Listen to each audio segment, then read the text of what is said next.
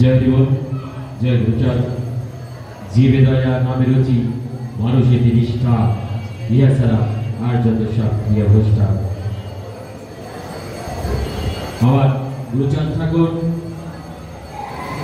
13 March 1846 সালে এই ধারাধামে অবতীর্ণ হয়েছিলেন। তিনি অবতীর্ণ হয়েছিলেন নির্যাতিত, নিপীড়িত, অবহেলিত পতিত সমাজকে উদ্ধার করার জন্য। তিনি একটি সার্বজনীন ধর্ম মতবাদ প্রতিষ্ঠা করেন, যেখানে উঁচু নিচু বলে কেউ নেই, যে সমাজে সবাই সমান, যে সমাজে কোনো বাদ বিচার থাকবে না, যে সমাজে থাকবে শুধু মানবতা। তাই তো তিনি বলেছেন কি অনন্ত শীত যদি জানিবার চাস, ধর্মরাই আগে শিক্ষা জলে ভাস। একজন মানুষ যদি সুশিক্ষায় শিক্ষিত না হয়, তাহলে কোনটা ভালো কোনটা মন্দ সে কিভাবে বুঝবে? শিক্ষার মাধ্যমে তার জ্ঞান যখন প্রস্ফুটিত হবে, জ্ঞানের আলো মাধ্যমে সে ভালো মন্দ বুঝবে। তাই তো তিনি বলেছেন যদিও করিস ভিক্ষে তবু নিজ ছেলে মেয়েকে শিক্ষে।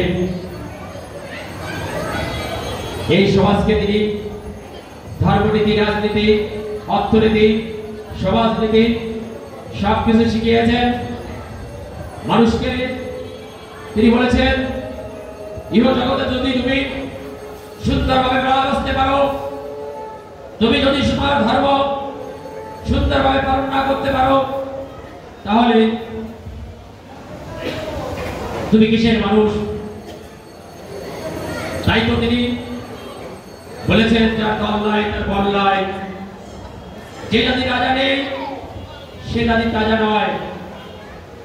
ভক্তবৃন্দ, এই আমার গুরুচাঁদ ঠাকুরের, হরিচাঁদ ঠাকুরের আদর্শ নিয়ে সেই নীতিকে প্রচার করার জন্য গুরুচাঁদ ঠাকুর যে কর্মযজ্ঞ করেছিলেন, সেই কর্মযজ্ঞের প্রতিটা ক্ষেত্রে আমাদেরকে বাঁচার, আমাদেরকে জীবন করার প্রতিটা কথার মাধ্যমে মন্ত্র দিয়ে গেছেন। আমরা সেই অমূল্য বাণীগুলো ভুলে যাচ্ছি।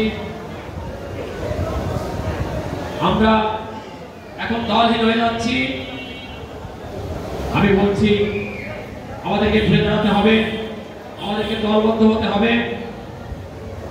তা না হলে আমাদের সবকিছু শেষ হয়ে যাবে।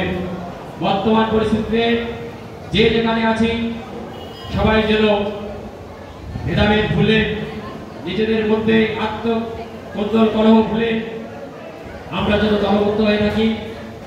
আমরা যেন পূর্ণব্রহ্ম শ্রী হরিচাঁদ ঠাকুরের যে দ্বাদশ আজ্ঞা সেগুলো পালন করি, মাতাদেরকে ভক্তি করা, সদা সত্য কথা বলা, পরস্ত্রীকে মাতৃজ্ঞান করা, কাহার ধর্ম নিন্দা না করা, বাচ্চা সাধু শাস্ত্র ত্যাগ করা, হাতে কাজ মুখে নাম করা। এই যে দ্বাদশ আজ্ঞাগুলো আছে, প্রতিটা জিনিস যদি আমরা পালন করি তাহলে আমাদের আর কোনো রোগ শোক দুঃখ ভোগ থাকে না। তিনি বলেছেন যে মাতা পিতা গাছের গোড়া, হরি গাছের ফল, গাছের গোড়া ফের কিন্তু আগায় ডালি চাল। আমি দেখি আমার সমাজে যারা আমরা একটু শিক্ষিত হয়ে উঠি, আমরা যখন ভালো পজিশনে চলে যাই, তখন আমরা আমার মায়েকে বলে যাই, বাবাকে ভুলে যায়।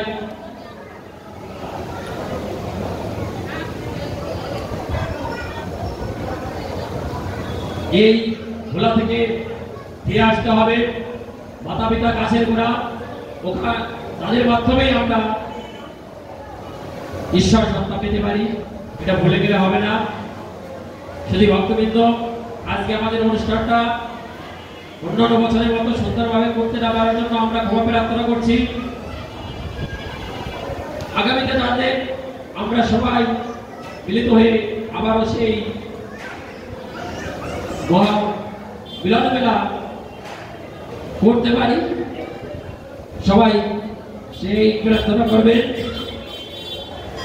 পরিশেষে সকল ভক্তের চরণে আমার ভক্তিপূর্ণ প্রণাম জানিয়ে আমি আমার সংক্ষিপ্ত বক্তব্য এখানে শেষ করছি। জয় হরি, জয় হরি।